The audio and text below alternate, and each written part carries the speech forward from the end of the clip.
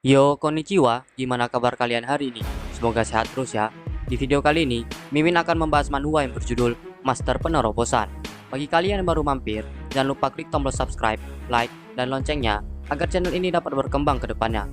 Mohon maaf jika ada kesalahan pencapaian kata di dalam video ini ataupun di video sebelumnya. Tanpa basa-basi lagi, langsung simak saja videonya.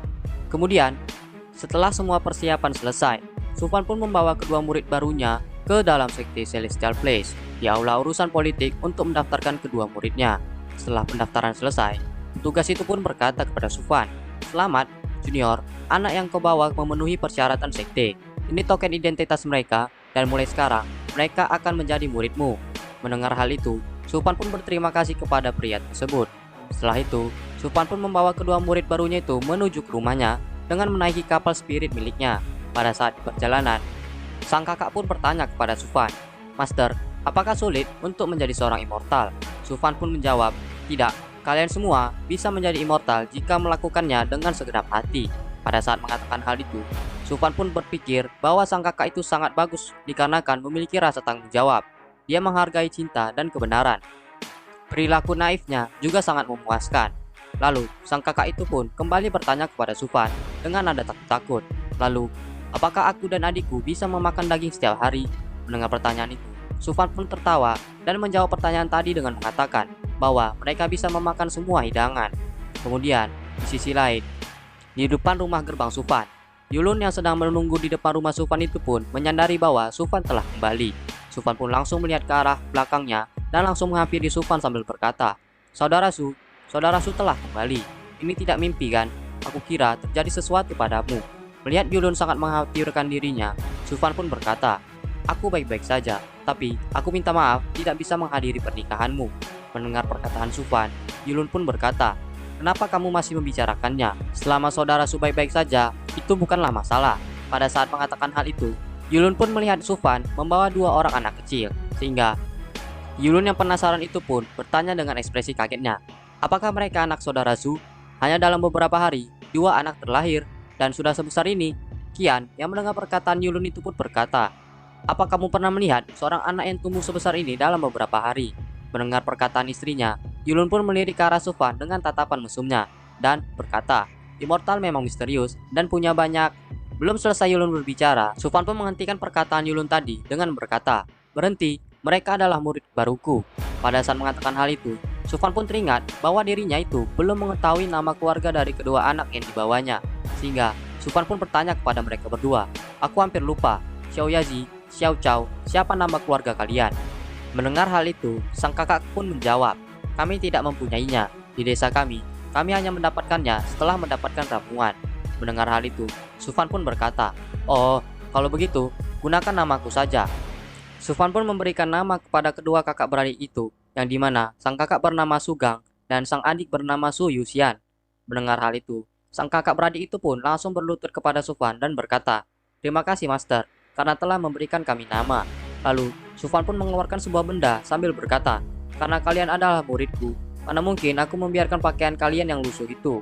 Sufan pun menggunakan benda itu kepada Sugang dan Su Yuxian, sehingga pakaian mereka berdua pun seketika langsung berubah. Kian yang melihat hal itu pun menjadi terpesona dan bertanya kepada Sufan, "Wah, saudara Su, apa itu? Itu sangat menakjubkan." Sufan pun menjawab, "Ini adalah bola wangi yang aku buat saat bosan. Ada beberapa bahan kain yang bisa langsung dijadikan pakaian sesuai keinginanmu." Bola wangi adalah senjata asli milik Sufan yang langsung bisa mengubah pakaian seseorang. Mendengar jawaban itu, Kian pun bertanya, "Saudara Su, apa aku boleh membelinya dengan Lingxi?" Sufan pun menjawab, "Tapi Lingxi terlalu normal. Kalau begitu, aku akan memberimu satu. Kau bisa mencobanya dahulu." Sufan pun mencoba bola wangi yang akan diberikannya kepada Kian. Dan seketika, pakaian Kian pun berubah menjadi lebih terbuka. Melihat hal itu, wajah Yulun dan Sufan pun langsung berubah menjadi memerah. Sufan pun terus mencoba bola wangi itu untuk mengganti pakaian Kian dengan segera. Akan tetapi, pakaian yang berubah pun menjadi semakin parah, sehingga Yulun yang melihat istrinya itu pun sampai mengeluarkan darah dari hidungnya. Sufan pun akhirnya memberikannya kepada Kian dan berkata, "Aku sangat buruk dalam pakaian wanita. Bawalah dan pelajari sendiri." Lalu, Yulun pun bertanya kepada Sufan, "Omong-omong, saudara Su, selamat karena telah kembali dan menerima murid. Bagaimana jika kita merayakannya?" Mendengar pertanyaan itu, Sufan pun langsung bertanya kepada kedua muridnya dengan berkata, "Apa kalian ingin makan daging?" Sugang dan Su Yuxian yang mendengar hal itu pun menjadi gembira dan kesenangan. Tiba-tiba, Yulun pun menyodorkan sebuah amplop merah kepada Sufan dan berkata, "Saudara Su, aku menyiapkan amplop merah untukmu. Terima kasih." Melihat hal itu, Sufan pun menerima amplop merah pemberian dari Yulun. Beberapa hari kemudian, di puncak pemurnian bengkel Dixin, Sufan yang telah selesai melakukan pemurnian itu pun sedang berjalan keluar dari bengkel Dixin sambil berkata di dalam hati, "Saat setelah aku berhasil melewati bencana, saudara senior Pangfu memintaku memurnikan peralatan. Selama 1 hari penuh, akhirnya aku menyelesaikannya dan bisa membangun pasukan saat setelah mendapatkan batu spirit." Tiba-tiba, seseorang pun datang menghampiri Sufan dan berkata, "Kau sangat menyedihkan. Saat Zhongmen berada di masa kritis dan memerlukan seorang pemurni, kau malah sibuk di sini mengurus kepentingan pribadi." Mendengar hal itu, Sufan pun terkejut dan berkata di dalam hati, "Mana mungkin, apakah sistemku tidak sengaja menyebabkan plot yang dipaksakan? Apakah aku tidak bisa keluar dari gunung ini dengan tenang?" Pak tua itu yang melihat keberadaan Sufan pun teringat dengan perintah yang diberikan kepadanya sebelumnya, yang dimana dirinya diberi perintah untuk menemukan pemurni tingkat 1 yang ahli dalam pengukiran rune. Jika dia tidak menemukannya, maka pria tua itu harus melakukannya sendiri. Mengingat hal itu, pria tua itu pun berkata di dalam hati, "Tidak terduga, setelah mengelilingi bengkel Dixin, aku menemukannya. Tugas yang diberikan Master Puncak akan selesai." Lalu, Sufan pun memberi salam kepada pria tua itu sambil berkata, "Sebenarnya, Junior sangat ingin berkontribusi untuk sekte. Tapi setengah bulan lalu, saat aku keluar, aku bertemu dengan Taois dan baru sepenuhnya pulih. Tenggat waktu pemurnian senjata sihir ini akan segera habis. Jadi, aku akan segera menyelesaikannya dan akan menerima misi Zhongmen keesokan harinya." Mendengar hal itu, pria tua itu pun berkata, "Sepertinya kau salah paham. Senjata sihir apa yang kau murnikan? Aku bisa memberimu beberapa masukan." Sufan pun memperlihatkan senjata sihir yang dimurnikannya tadi kepada pria tua tersebut. Setelah melihat senjata sihir yang telah dimurnikan oleh Sufan, pria tua itu pun terkejut dan berkata, "Skill rune-nya sangat bagus dan lingkaran sihirnya juga kreatif. Pemurnian, penggabungan, dan pembentukan bisa dilakukan dengan bantuan api spiritual luar. Ini tidaklah buruk. Berapa banyak rune yang kau kendalikan?" Sufan pun menjawab, 206 jenis. Mendengar jawaban itu, pria tua itu pun langsung memanggil tunggangan kudanya dan berkata, "Baiklah, jangan menerima misimu ini. Aku akan membawamu ke gerbang dalam untuk memperbaiki kapal Futian sekarang juga." Melihat tunggangan yang dikeluarkan oleh pria tua itu, Sufan pun tampak terkagum. Lalu, setelah mereka berdua masuk ke dalam kereta kuda tadi, pria tua itu pun bertanya, "Apa kau pernah masuk ke dalam gerbang dalam?"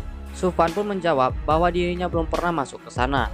Mendengar jawaban itu, pria tua itu pun kembali berkata, "Maka kau akan mendapatkan banyak pengetahuan dari sini." Pada saat di perjalanan menuju ke gerbang dalam, tampak Sufan yang sangat bahagia itu pun melihat ke arah luar melalui jendela kereta kuda tersebut. Melihat perilaku Sufan, pria tua itu pun berkata, "Jangan melihatnya dari sana." Tiba-tiba, di hadapan kereta kuda tersebut muncul 2 seekor naga yang ukurannya sangat besar. Sehingga Sufan yang melihat hal itu pun langsung panik ketakutan. Sufan pun berkata di dalam hati, "Tidak mungkin, tetua ini menyinggung seekor bis. Apakah pertemuan dengan pembawa sial 2.0 akan terjadi?" Melihat Sufan yang ketakutan, pria tua itu pun berkata, "Hahaha, jangan takut. Ini adalah penjaga sekte yang berada di dahap penggabungan. Ini ditangkap oleh Master Sekte di laut tak berujung. Mereka melihatmu sebagai pendatang baru dan mereka ingin mencari bisnis." Mendengar hal itu, Sufan pun menjadi kebingungan dan bertanya, "Mencari bisnis?" Pria tua itu pun menjawab dengan berbisik kepada Sufan, "Benar, selama kau menghabiskan 10.000 batu spirit, kau bisa menaikinya dan berkeliling." Mendengar hal itu, Sufan pun menjadi kesal dan berkata di dalam hati, "Menaiki naga tidak sehebat itu, kenapa harus menjadi misteri?" Setelah memikirkan hal itu, Sufan pun berkata, "Untuk sekarang, aku tidak memerlukannya. Lebih baik menyimpannya dan membeli barang berguna lainnya." Pada saat mengatakan hal itu, Sufan yang memiliki rencana lain itu pun berkata di dalam hati, "Setelah beberapa ribu tahun, aku akan mendapatkannya dan meletakkannya di rumahku." Mendengar penolakan dari Sufan, pria tua itu pun berkata, "Sayang sekali, ini adalah pengalaman yang hebat." Beberapa saat kemudian, setelah sampai ke tujuan, pria tua itu pun membawa Sufan ke tempat kapal Futian berada dan berkata, "Tujuanmu datang kemari adalah memperbaiki kerusakan di bagian permukaan kapal dan ikatan rune-nya. Pemberian upahnya telah dihitung. Berdasarkan pekerjaanmu, 1000 batu spirit per meter. Ditambah, aku akan mengajarimu 20 rune lainnya. Bagaimana?" Mendengar hal itu, Sufan pun tampak senang dan bertanya, "Bagaimana dengan rune-nya? Tetua, apa kau mempunyai rune mengenai stabilitas ruang, penghubung kekuatan spiritual, dan manipulasi kekuatan spiritual?" Pria tua itu pun menjawab, "Ya, aku mempunyainya. Pertama, Perhatikan orang lain memperbaiki kapalnya. Kau bisa bertanya kepada mereka jika ada yang tidak dimengerti. Mendengar hal itu, Sufan pun menyetujuinya dan segera mendekati kapal Futien untuk diperbaiki. Sufan pun menggunakan mantra miliknya ke arah badan kapal yang hancur, sambil berkata di dalam hati, "Sepertinya ini hanyalah perbaikan sederhana. Yang paling sulit adalah menentukan formasi penghubung runnya. Sisanya adalah pekerjaan fisik." Tiba-tiba, seseorang pun datang menghampiri Sufan dan bertanya, "Apa kau anak yang barusan datang? Apakah ada yang ingin kau tanyakan?" Mendengar hal itu, Sufan pun menjawab, "Tidak, terima kasih. Untuk saat ini tidak ada, dan aku bisa mulai kapanpun." Mendengar jawaban itu, pria itu pun langsung pergi meninggalkan Sufan sambil berkata, "Mari kita mulai, bergeraklah secepat mungkin. Kecepatan perbaikan dan hadiahmu denganku hampir sama." Lalu, Sufan pun melanjutkan pekerjaannya untuk memperbaiki bagian kapal Futien yang telah rusak dengan menggunakan mantra miliknya tadi. Dan seketika, bagian kecil yang rusak dari kapal itu pun langsung bagus kembali. Melihat hal itu, pria tadi pun terkejut dan berkata di dalam hatinya, "Apakah ini kecepatan pemula yang baru pertama kali memperbaiki kapal Futien? Dia sangat ahli. Dari mana dia berasal? Tidak, aku tidak boleh teralihkan. Jika tidak, dia akan menyelesaikannya seorang diri." Pria itu pun langsung menggunakan mantra miliknya untuk memperbaiki bagian rusak dari kapal Futien. 2 bulan kemudian, bagian dari pekerjaan Sufan pun telah selesai dan kapal Futien pun akhirnya telah selesai diperbaiki. Hal itu pun membuat Sufan menjadi lega dan bertanya kepada pria di sebelahnya dengan berkata, "Senior, dinding luar kapal telah diperbaiki. Apakah ada hal lain?" Mendengar hal itu, senior itu pun menjawab, "Untuk sekarang, pergilah. Proyek 3 bulan diselesaikan dalam 2 bulan karena dirimu. Bos baru mengirimkan pesan jika dia sangat puas dengan kecepatan kita. Aku baru menyadari jika kau adalah seorang jenius, dan aku merasa kau bisa dengan mudah menjadi master pengrajin. Kau memanglah hebat. Ambillah 5 batu run ini. Aku tidak sengaja menemukannya saat takdirmu baik, dan kau setelah menjadi master pengrajin, jangan lupa buatkan senjata dao untukku." Melihat pemberian dari seniornya, Sufan pun menjadi senang dan berkata, "Terima kasih saudara. Setelah aku menjadi master pengrajin, aku pasti akan memurnikan senjata Taoismu." Setelah mengatakan hal itu, Sufan pun berkata di dalam hati, "Aku membutuhkan waktu 120 tahun agar bisa mencapai tahap penggabungan. Saudara, kau harus hidup lama jika ingin melihatku menjadi master pengrajin." Kemudian, karena pekerjaan Sufan telah selesai, dirinya itu pun langsung berjalan pulang menuju ke rumahnya. Pada saat di perjalanan, Sufan pun melihat sekelilingnya sambil berkata di dalam hati, "Sepertinya Zhongmen lebih kuat dari bayanganku. Setelah ribuan dunia kecil ada di sekte dalam, setelah aku masuk ke sekte dalam, aku akan melihat ribuan dunia kecil itu. Tapi saat aku datang kemari, tidak akan ada yang memperhatikanku, dan aku harus melakukan semuanya seorang diri, dan aku tidak mengerti dengan pemahaman dunia." Lalu di sisi lain, tampak Qian dan Yulun sedang bertarung dengan hewan buas. Mereka berada di 100.000 mil dari gerbang sekte Celestial Place. Yulun yang sedang bertarung bersama dengan Qian itu pun berkata, "Qian Er, setelah menyelesaikan misi ini, poin kontribusi kita bisa ditukarkan dengan pil embrio roh Wanyu." Mendengar hal itu, Qian Er pun bertanya, "Suami, kenapa kamu menggunakan poin kontribusimu untuk membantuku? Kamu bisa menggunakannya untuk meningkatkan levelmu, bukan?" Yulun pun menjawab, "Dengan latar belakangku, aku tidak mempunyai masalah dalam hal peningkatan level.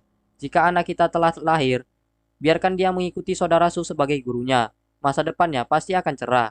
Tiba-tiba, dari arah belakang mereka berdua, muncul gerombolan bis lainnya yang datang ke arah mereka. Menyadari hal itu, Yulun pun berkata, "Gelombang lainnya telah datang. Qian Er, hati-hati dengan mereka. Ada yang berada di tahap pembangunan fondasi." Mendengar hal itu, Qian Er pun mengeluarkan kekuatan burung api miliknya sambil berkata di dalam hati, "Jika ada bis di tahap pembangunan fondasi lainnya, kita akan dalam bahaya." Setelah itu, Qian Er pun berkata, "Suami, ada 3 bis tahap pembangunan fondasi. Apa yang harus aku lakukan?" Yulun pun menjawab, "Kita tidak bisa mundur. Saudara lainnya masih menjaga di beberapa titik. Setelah sisi kita dihancurkan, usaha ratusan saudara selama setengah bulan ini akan terbuang sia-sia. Hanya bisa menggunakan ini." Yulun pun mengeluarkan sebuah benda miliknya dan kembali berkata, "Ini adalah senjata sihir penyelamat hidup yang aku beli dari saudara Su dengan harga 10.000 batu spirit." Yulun pun melempar benda itu ke langit, dan setelah sampai di atas, benda itu pun meledak, sehingga ledakan dari benda itu pun jatuh ke arah gerombolan bis yang datang ke arah mereka tadi. Dengan seketika, gerombolan bis itu pun langsung musnah semuanya. Melihat kekuatan yang dahsyat dari benda itu, Yulun yang sedang sembunyi di balik batu bersama dengan Qian Er itu pun menjadi terkejut dan berkata, "Sial, saudara Su tidak mengatakan apapun sebelumnya." Beberapa saat kemudian, ledakan itu pun akhirnya berhenti dan menyisakan sebuah lubang yang cukup besar. Yulun pun melihat ke arah dalam lubang itu sambil berkata, "Hei, pasti hebat jika saudara Su ikut dalam aula bertarung. 3 bis tahap pembangunan fondasi ini pasti akan kalah hanya dalam lambaian tangannya. Aku juga tidak perlu menghabiskan 10.000 batu spirit." Mendengar hal itu, Qian pun berkata, "Semua orang mempunyai ambisinya tersendiri. Jangan hanya meratapi nasib. Kamu sudah lama mengikuti saudara Su, tapi aku merasa jika kau tidak mempelajari apapun dari saudara Su." Mendengar perkataan Qian, Yulun pun kembali berkata, "Manusia tidak bisa dibandingkan dengan dia. Aku sudah sangat kuat." Mendengar hal itu, Qian pun kembali berkata, Iya, suamiku hebat. Cobalah menantang saudara Su saat dia kembali. Tebak, apakah kamu bisa bertahan dalam 3 tarikan nafas?" Mendengar hal itu, Yulun pun menjawab, "Jangan meremehkanku. Aku pasti akan bertahan sampai 5 tarikan nafas." Setelah mengatakan hal itu, gumpalan asap dari lubang tadi pun perlahan menghilang, dan Yulun yang menyadari ada sesuatu di dalamnya itu pun terkejut dan berkata, "Apa itu?" Nah, sampai di sini saja pembahasan di video kali ini. Sampai jumpa di video-video selanjutnya, and see you.